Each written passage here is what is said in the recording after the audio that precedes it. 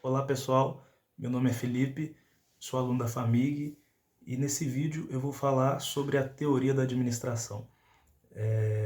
Esse é o meu trabalho de verificação de aprendizagem e eu escolhi 8 aulas para falar um pouco sobre o que é administração, sobre a teoria da administração e também sobre a evolução da administração. Vamos conferir o conteúdo como é que ficou. Falando um pouco sobre o conceito do que é administração, sabemos que a administração é o ato de gerenciar pessoas, recursos ou negócios, com o objetivo de alcançar metas. E essas metas normalmente já são definidas sempre no início do processo. Administração visa sempre o bem de todos, atingindo não somente os objetivos da empresa, mas dos colaboradores também. Para entender melhor sobre o que é administração, precisamos voltar no tempo quando o capitalismo começou a ganhar força em relação à produtividade. Foram identificadas algumas práticas de administração na época. As atividades eram sempre voltadas para o sistema fabril. As formas de gestão eram baseadas somente em erros e acertos. Anos depois, com o avanço tecnológico, ocorreu uma mudança na produção artesanal e aí começou-se a produção industrial. Nesse contexto, temos várias teorias e vamos falar um pouco sobre cada uma delas agora.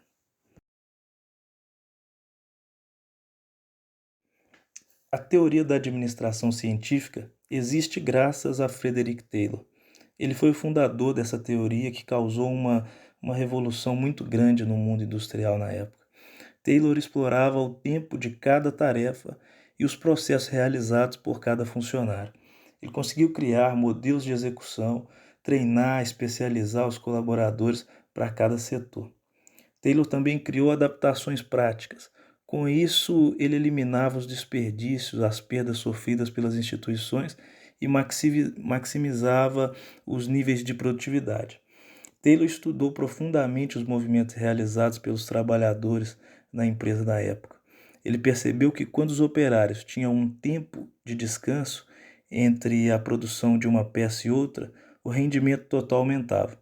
Até hoje, nós percebemos que muitas empresas se baseiam nesse modelo devido à sua eficiência, realizando a padronização dos processos, divisão do trabalho, entre outras práticas. Um grande exemplo são os fast foods, que até hoje prestam um serviço muito rápido, seguindo a linha do que Taylor ensinava. Apesar de antiga, essa teoria ela ainda é muito presente no nosso século e rende altos lucros para as empresas. Anos depois, Henri Fayol foi o grande responsável por criar a teoria clássica da administração. Criando uma ideia global e universal da instituição, ele fundou uma estrutura que rapidamente superou a abordagem analítica e efetiva de Taylor, que falamos anteriormente. Imagine você, futuro administrador, como seria um ambiente de trabalho onde não exista uma organização em relação à divisão de tarefas, da autoridade, da responsabilidade e da unidade de comando. Com toda certeza, essa empresa estaria um caos. Pensando nisso, Fayol partiu do princípio de que todas as organizações possuem funções básicas como setor comercial, financeiro, técnico, segurança, contábeis e administrativo. Fayol dá ênfase na estrutura da organização. O objetivo é buscar a maior produtividade no trabalho, maior eficiência do trabalhador e da empresa. Atrelado a isso, ele criou a gestão vertical. Vemos um modelo à esquerda, é aquela que possui um organograma com vários níveis administrativos e hierárquicos. No topo está o presidente da empresa, e depois cada divisão é composta por uma série de quadros que são responsáveis por vários departamentos. Observe agora à direita. Vemos também um modelo de gestão horizontal, que é uma forma de estrutura organizacional menos hierárquico. Nela, os funcionários têm mais autonomia na tomada de decisões importantes para a empresa. As decisões de uma estrutura horizontal são tomadas em conjunto, com ampla participação dos colaboradores em todos os momentos. Elton Mayo foi o responsável por criar um movimento de completa oposição à teoria clássica da administração. A partir dele surgiu a teoria das relações humanas, ou escola das relações humanas, pela preocupação com aspectos psicológicos e sociais que até então não eram considerados pela teoria clássica, pois o foco era apenas na produtividade.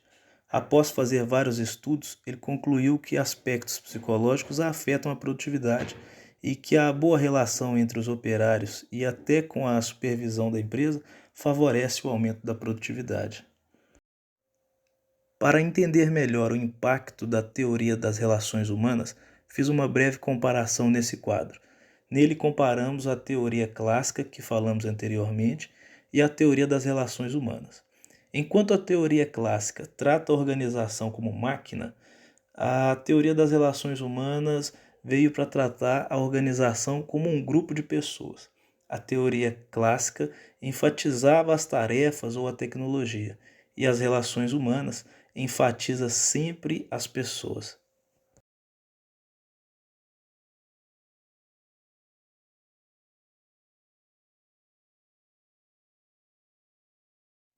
A teoria neoclássica da administração surgiu em 1950, baseada nos princípios da teoria clássica estudada por Taylor e Fayol, porém repaginados para atender às necessidades administrativas da atualidade. A teoria neoclássica da administração tem como princípios o fato de que as ações administrativas devem ser planejadas, organizadas, direcionadas e controladas. Planejar para determinar caminhos, metas e objetivos a serem seguidos. Organizar para dimensionar e distinguir funções e ações que os indivíduos exercerão em cada setor. Liderar para dirigir, inspirar, influenciar e conciliar as pessoas para colaborar e cumprir com as metas da equipe. Controlar para mensurar e avaliar o desempenho individual e organizacional. E, claro, assegurar que os resultados aconteçam efetivamente. Dessa forma, percebemos que a teoria neoclássica veio para preencher e manter funções e cargos na estrutura organizacional e foca na colaboração do trabalho em conjunto, cada um conhecendo seus papéis e competências a desenvolver e o modo como suas funções e estruturas se interrelacionam para um trabalho final eficaz dentro da empresa. Você já deve ter notado que o desempenho e a produtividade das organizações dependem bastante do comportamento dos seus funcionários. Um trabalhador motivado pode influenciar em uma maior eficiência na realização de suas atividades na empresa, além de provocar um melhor clima entre os integrantes, resultando em diversas situações positivas para a instituição. Em contrapartida, um trabalhador desmotivado reduz muito a qualidade do trabalho que foi designado para executar. Como o próprio nome já diz, a teoria das relações humanas surgiu para abordar a ciência do comportamento humano. A partir de estudos realizados por Herbert Simon, foi possível entender o comportamento humano, considerando o contexto organizacional e a perspectiva dos indivíduos. A partir daquele momento, procurou-se entender o comportamento organizacional de cada pessoa e percebeu-se que existe uma hierarquia das necessidades de cada um, e criando assim a chamada pirâmide de Maslow. Vamos ver agora um pouco sobre cada parte dessa pirâmide, começando pelas necessidades fisiológicas. Representam, por exemplo, a comida e a água, coisas que são necessárias. São as necessidades fisiológicas referentes à sobrevivência da pessoa. São as mais urgentes das características humanas e controlam muito o comportamento humano. Prova é que uma pessoa com fome não consegue produzir tanto quanto outra pessoa que já está bem alimentada. Necessidades de segurança fazem parte do segundo nível das necessidades humanas. São necessidades de estabilidade, segurança, e essas necessidades só irão surgir no comportamento do indivíduo após as necessidades fisiológicas já estarem supridas. Necessidades sociais também aparecem somente quando as necessidades mais baixas, fisiológicas e de segurança, estão parcialmente supridas.